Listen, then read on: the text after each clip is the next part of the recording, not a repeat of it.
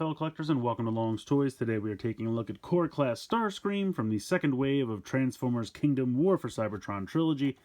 So he is one of two Core Class figures in this wave with Megatron, which I previously reviewed.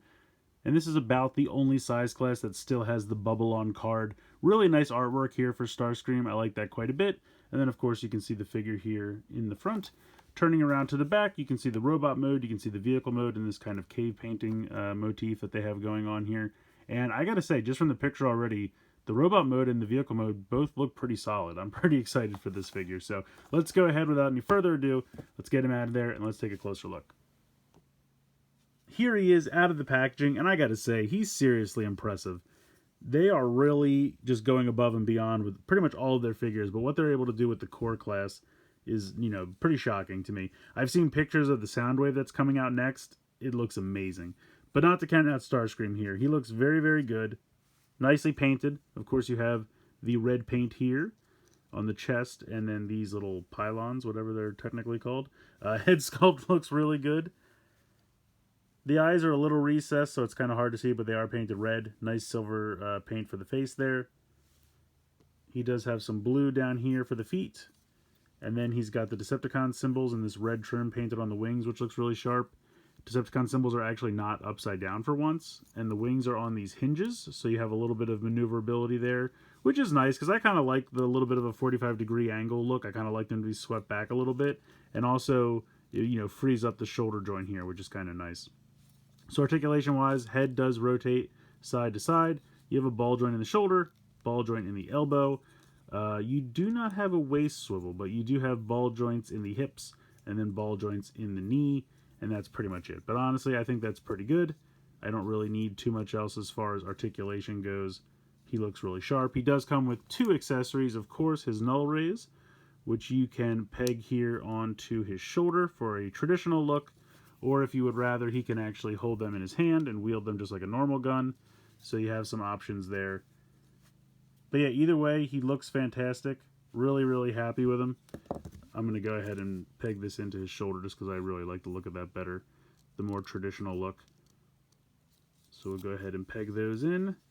And he looks cool. And then real quick, I wanted to do, before we get into the transformation, which is a little bonkers. I'm actually really impressed with it. But let's do a little bit of a group shot here.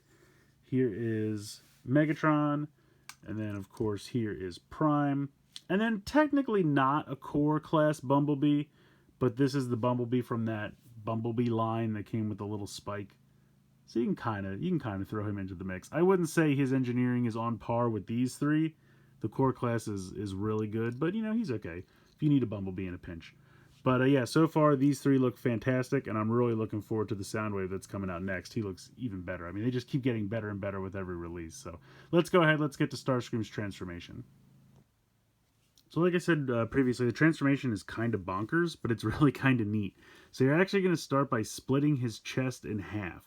So this whole section will unhinge, and you can kind of see now why there's a big hinge here for the wings. It's really a hinge for his torso section, which is kind of interesting. So this is going to open up like so. You're going to kind of pop this out, bring the nose cone down, and then just kind of bring all this down a little bit and make sure that there's clearance for the legs. And then this whole section is going to spin 180 degrees. Like so. Then you're going to bring this section up, and it's going to kind of pop into place here. And then you're going to put the nose cone section into place as well. So then this comes down. You can kind of peg the legs together like so, and then this will kind of pop on there like that. So you can see that pretty much the entire plane has taken shape at this point. You're going to spin the head around 180 degrees, and then this is going to kind of pop up and rest in there. And just make sure everything lines up. But it's just going to kind of rest underneath the nose cone like that. At this point, you're going to close the chest pieces back up, and you can see that there are little holes here on his shins, or kneecaps technically, and these little tabs, you can see the tiny little bumps. They're going to kind of line up with those. So that'll just kind of give you a way to make sure everything is closing up and locking into place like it is supposed to. And then that all clips into place there like so. you're going to take the arms, and you can see they have these little tabs here. So you just rotate them 90 degrees, and then that tab is going to tab in right there. So you just tab the arm into the bottom of the wing. And I swear it's usually not this difficult. There we go. I don't know why it's trolling me. So then we go ahead and peg this one in as well. There we go. Then you're going to lift up these wing pieces here. So you kind of have to pull it away a little bit.